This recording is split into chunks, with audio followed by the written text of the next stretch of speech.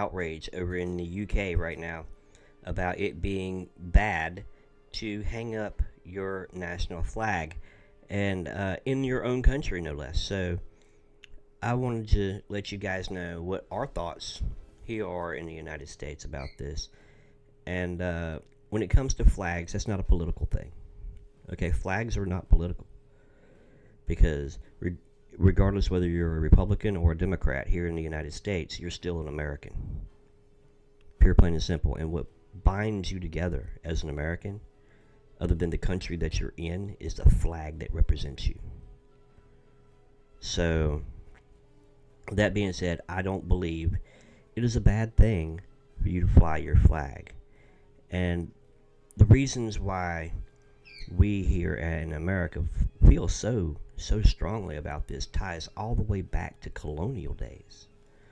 And if you guys around the world that aren't American, and if you are in America and you do not know this story yet, I believe it's a story that I think you should hear. I really do. And that being said, guys, we're going to watch this video. I've sped it up just a little bit to help with the copyright, and I'm hoping I don't get hit with it. I'm also going to put a link to the original video in the description of this video, so please go down here, click that link, go hit the person up with a subscribe, and like their video. Okay, that's all I'm asking. You don't have to do anything other than that. So with that being said, guys, let's do this. Alright, here we are. Now this is called the Star Spangled Banner as you've never heard it. Okay? And it is by Mona Rose. They have 69,300 K subscribers. This video has had 23 million views, and it was put out 12 years ago. Okay? As you can see, I've already liked the video. I've watched it. It's a really good video. That's the reason why I believe you across the world need to know what it means to represent your flag. Because we here in America, this is what it means for us to represent ours.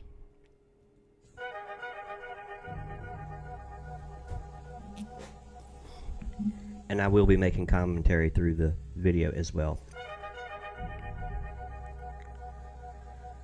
There was a lawyer once. His name was Francis Scott Key. Okay, in case you guys did not understand what he said there was a lawyer and his name was Francis Scott Key. This gentleman, as you can see right here on the screen.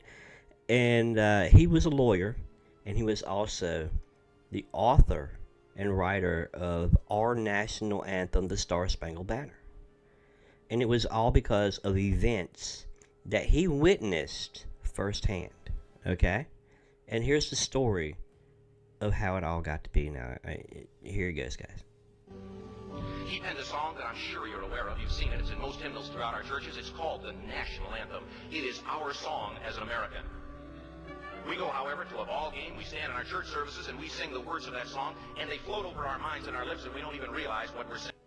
That's right. That's right. Do you even realize what those words represent?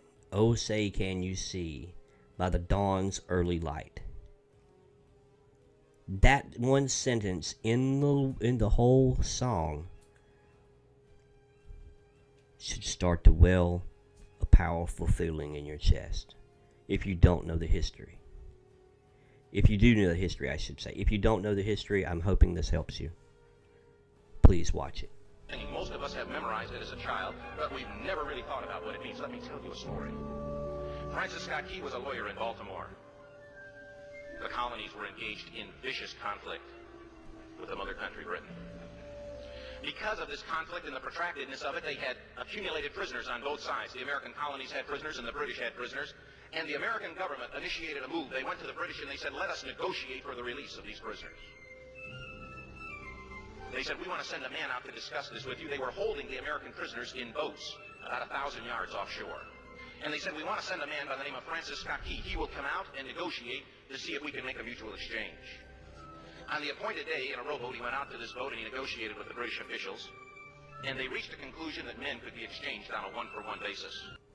Wow. Can you imagine the bravery of this lawyer, Francis Scott Key? You know, he just, I don't know if he volunteered for the job or not, but just out of the blue, hey, you got to go negotiate a peace treaty with Great Britain. We're going to put you on their ship. You're not even going to be in one of our forts. You're going inside the middle of the enemy. Could you imagine that? You're at war, and, you know, at any time, you know, they could say that you tried to stab an official as soon as you got on a boat, and they kill you, right? And you not even do anything. So just imagine the bravery of this man alone stepping into the midst of the enemy like that. That's incredible. Francis Scott Key, jubilant with the fact that he'd been successful, went down below in the boats, and what he found was a cargo hold full of humanity men. And he said, "Men, I've got news for you tonight. You're free." Oof. Could you imagine that feeling too? You're a man down there in that cargo hold. Look how packed it is. And you got to remember, people are using the bathroom. There's not really any fresh water. Food is probably kind of on the scarcity side. There's probably sick people and injured people. And you're down there chained to a wall, some of them probably. The worst ones are probably chained to a wall or to a bench or something, while the other ones just stand around. But yeah, you got that kind of thing going on down there. And imagine you get the news, you're going to be free tonight. Thinking only moments before that you were going to die, right? You're a prisoner of war. They're going to kill you because you won't bend to their rules. And they're going to, you know, you're dead. And then all of a sudden, poof, this man comes down and says, hey, you guys are going to be free tonight. Could you imagine? Could you imagine? He said, "Tonight I have negotiated successfully your return to the colonies." He said, "You'll be taken out of this boat, out of this filth, out of your chains." As he went back up on board to arrange for their passage to the shore, the admiral came and he said, "We have a slight problem." He said, "We will still honor our commitment to release these men, but it'll be merely academic after tonight. It won't matter." And Francis Scott Key said, "What do you mean?" He said, "Well, Mr. Key," he said, "tonight we have laid an ultimatum upon the colonies. Your people will either capitulate and lay down the colors of that flag that you think so much of, or you see that fort right over there, Fort Henry?" He said, "We're going to remove it from the face of the earth." He said, "How are you going to do that?" He said, "If you will, scan the horizon of the sea." And as he looked, he could see hundreds of little dots. And he said, "That's the entire British war fleet." Wow. Imagine that feeling. Okay? You just negotiated freedom for these people, right? I'm telling you, Francis Scott Key was a beast, dude. He was a brave, brave man, okay? He was a literal beast, okay? I don't care what anybody says, you know, oh, he's just a lawyer. No, that man was brave, okay? Imagine that feeling that admiral just told you. Look over your shoulder. Hey, we're still going to do what we're going to do. You know, we're still going to exchange the prisoners and whatnot, but it's not going to matter. Because tonight, we got the whole might of the British Navy.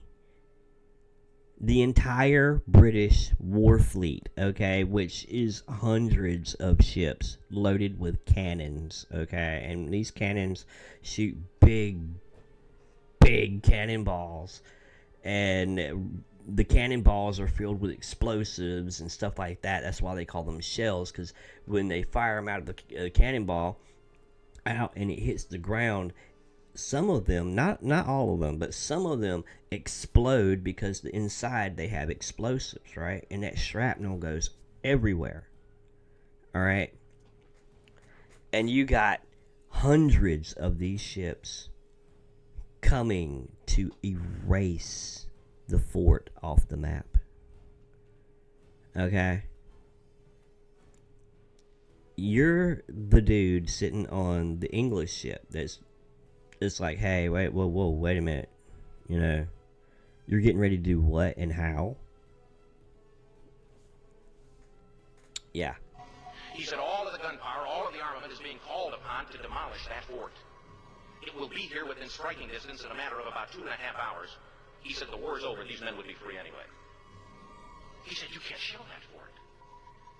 He said, that's a large fort. He said, it's full of women and children. He says, it's predominantly not a military fort. Ooh. Ooh, can we say war crime? England? Back in the day, you was... I don't ever want to hear England say anything about war crimes, man. This happened to America back in the day. Y'all were shelling a fort that was predominantly not a military base, but was mainly a civilian location full of women and children. Bad luck, England. He said, don't worry about it. They said, we've left them a way out. He said, what's that? He said, do you see that flag way up on the rampart? He said, we have told them that if they will lower that flag, the shelling will stop immediately. And we'll know that they've surrendered, and you'll now be under British rule. There's the kicker. That was the kicker. And it wasn't my phone, it was the kicker. Okay, that's the kicker, guys. What that means is this.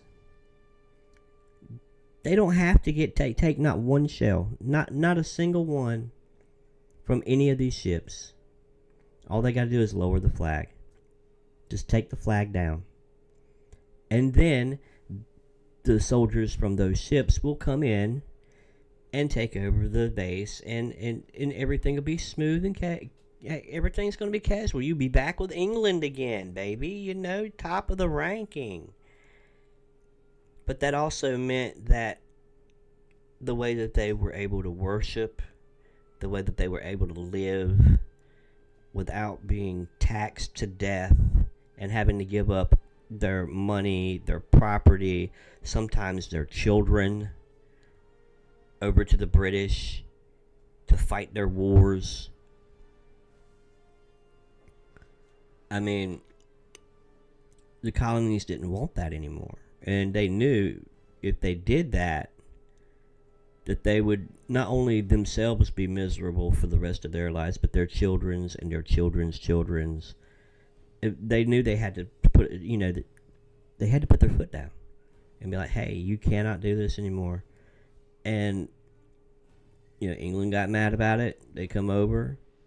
They tried to kill us and make us stop. And this was in the middle of all of that, and these guys that are inside of this fort have, basically by still keeping the flag flying, have just gave the English the middle finger and said no. Pretty much that's what it is. But England did give them the out. Hey, we won't bomb you, and as soon as you take the flag down, if we're bombing you, we will stop immediately. All you got to do is just take down that flag. Went down below. Think about that, England. All you got to do is take down your flag. And they said, how many ships? He said, hundreds. The ships got closer. Francis Scott Key went back up on top, and he said, men, I'll shout down to you what's going on as we watch. As twilight began to fall, and as the haze hung over the ocean. Can you imagine how nervous a prisoner you had to be at that moment? You're still going free. But free to what? Free to go back to the life that you were living without being told what to do, where to go, how to go, what to pay, how much to pay, and being just in squalor your whole life while another country prospers off of your hard work. Or, it's, you had to be scared, man, not knowing what kind of life you were getting ready to walk back out into. As it does at sunset, suddenly the British war fleet unleashed. He says the sound was deafening. There were so many guns that there were no reliefs. He said it was absolutely impossible to talk or hear. He said suddenly the sky, although dark, was suddenly lit. And he says from down below, all he could hear the men, the prisoners, saying was, tell us where the flag is. What have they done with the flag? Is the flag still flying over the rampart? Tell us. Can you imagine though? That's their only. It's their only want right there at that point. They're not wanting food and water. They're not wanting to be immediately released and this, that, and the other. They just want to know: is the flag still flying? Are we going to be under English rule anymore? Is the war going to be over? What? You know, they just want to know. Can you imagine just being down in there amongst all of that? And Francis Scott Key having to sit there and relay all the information about what's going on to these prisoners. You know he's got to be nervous, especially if it's bad news. Oh man, if it's bad news, he's got to be nervous too. 1 hour, 2 hours, 3 hours into the shelling. 3 hours. Okay, look. All right, when they're talking about shelling, it ain't just like boom, boom, boom. You remember, this is hundreds of ships with all of their cannons blaring. And it ain't just boom, boom. It's boom, boom, boom, boom, boom, boom, boom.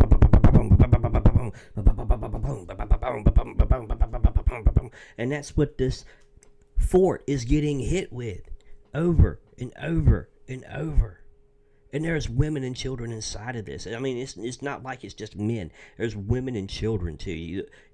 The fear factor of these people had to be incredible. It had to be absolutely godly, unimaginable. So the easiest way I can think of it is this.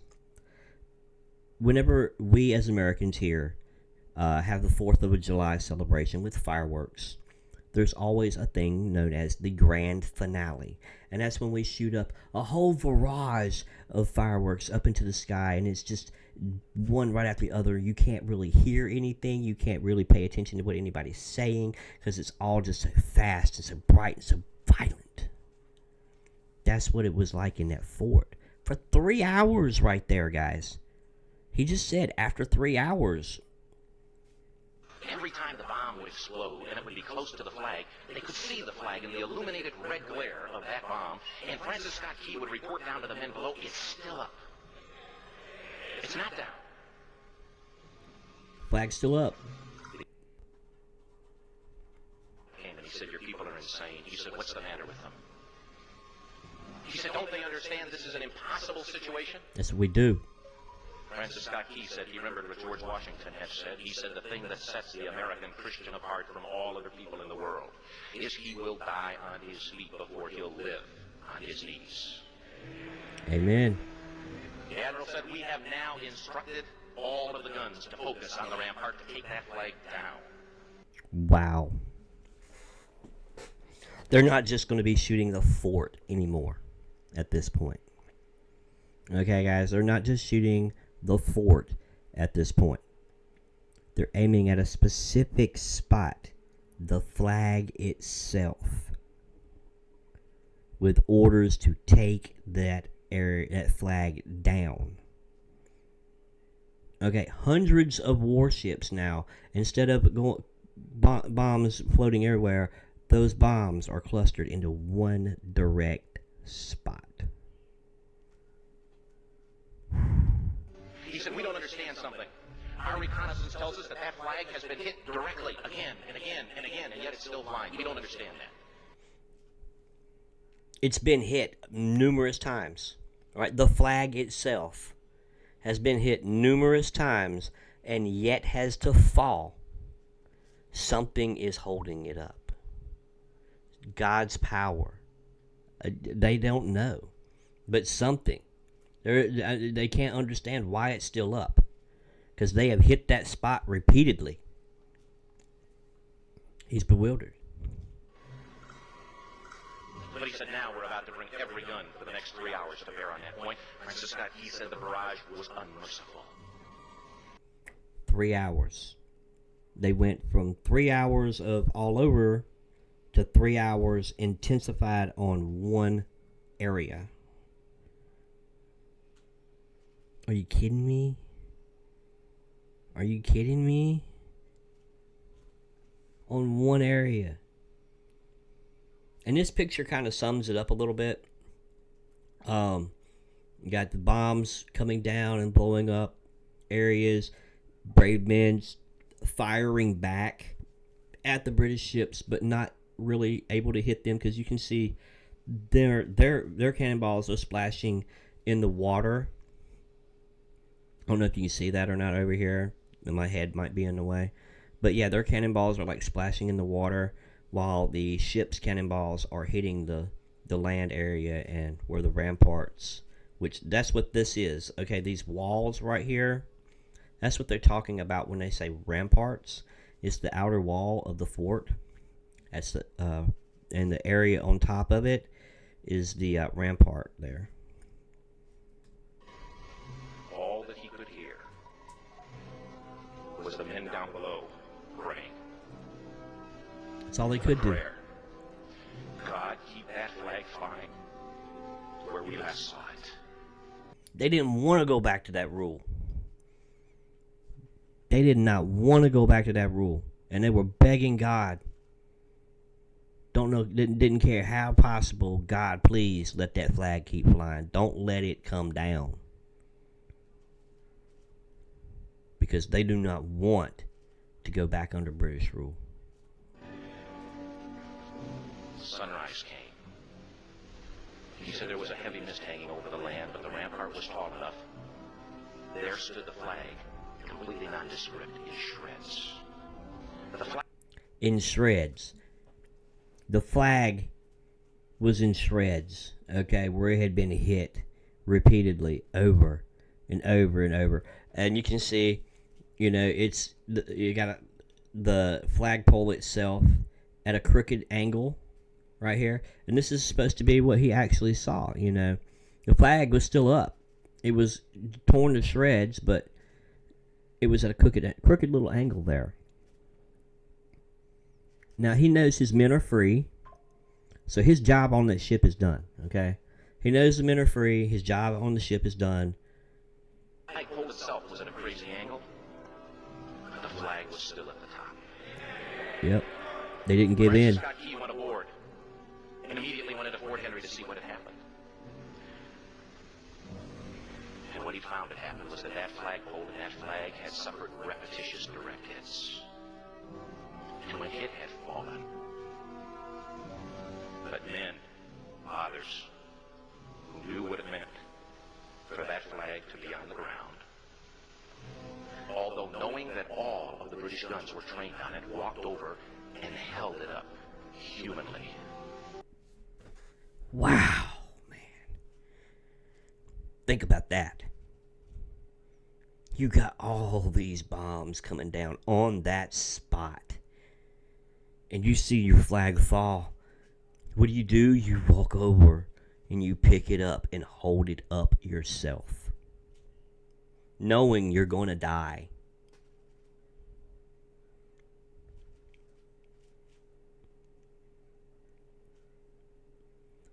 Knowing what the cost would have been if that flag would have hit the ground. Knowing what it cost your children and your children's children. That's bravery beyond belief. That's defiance beyond belief. Until they died. Their bodies were removed and others took their place. Francis Scott Key said what held that flagpole in place at that unusual angle were patriots' bodies. He penned a song. Oh, say can you see by the dawn's early light what so proudly we hailed at the twilight's last gleaming. He's talking about the flag there. The dawn of the next day, the flag was still there. It was still in the same spot it was in the night before. For the rocket's red glare, the bombs bursting in air, gave proof through the night that the flag was still there. That means, during the night of the battle, The only way that you could tell if the flag was still up or not was if a bomb bursted near it. Okay? Which probably meant the death of a person.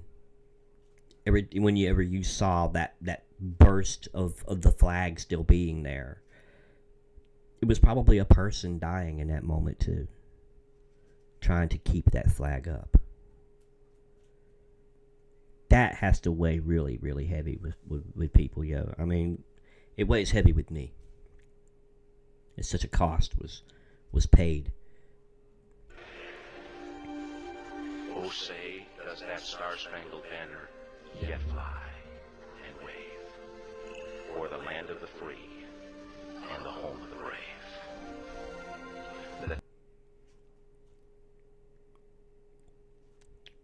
The song was made for those brave Americans that patriotically held up our flag to ensure that their countrymen would not go under British rule. Debt was demanded. The price, it was paid. Oh, say, can you see? Now I don't know if I'm gonna get copyrighted for this song. Okay, so we all know the words. I'm gonna mute it. Okay, and you can see the words. But I don't know if the song will copyright me. So unfortunately, even though it is my national song. Oh, say, can you see? By the dawn's early light, what so proudly we held. I can't sing. At the twilight's last gleaming, whose broad stripes and bright stars through the perilous flight over the ramparts we watched were so gallantly streaming, and the rocket's red glare, the bombs bursting in air, gave proof through the night that our flag was still there. Oh, say, does that star-spangled banner yet wave over the land of the free and the home of the brave? Oh, say, does that star-spangled banner yet wave over the land of the free and the home of the brave? Yeah. Yeah, I can't sing. I don't claim to be able to sing. I don't claim to be able to sing. I can't sing, and I know I can't. But that is my national anthem. And regardless of whether I can sing or not, I'm going to sing it. I'm going to. Alright, guys. I hope y'all enjoyed this little history lesson. And people over in Britain, next time somebody tells you you can't wave your flag, wave it a little higher. Put a little bit more stout in your chest. And remember, your American cousins over here died holding up their flag. Would you be willing to do the same? That's just my thoughts. Guys, it's been a great one, and I hope you enjoyed the video. But until the next time, Boots is out of here. Bye, guys.